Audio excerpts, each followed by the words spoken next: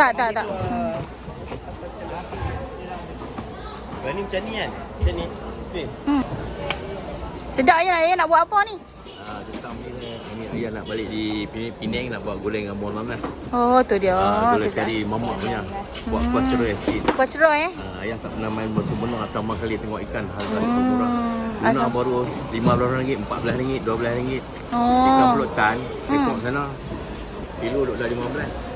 Sini baru RM6, RM4 saja. Oi. Kita mau datang lagi. Terima kasih. Di sini baru RM30. Kalau di sana RM45, RM50. Ni nak beli 2 ekor tak boleh dengan kabin, nak balik dengan guide. Tu dia. Dik, nombor 2. Berapa kilo dia? Ambil dua.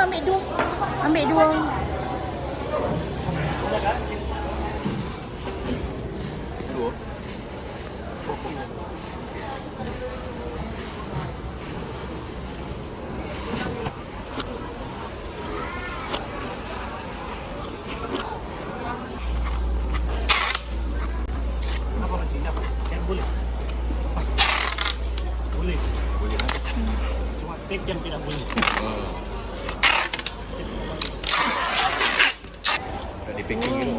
Setiap tempat pemegang ada dia buat ayah.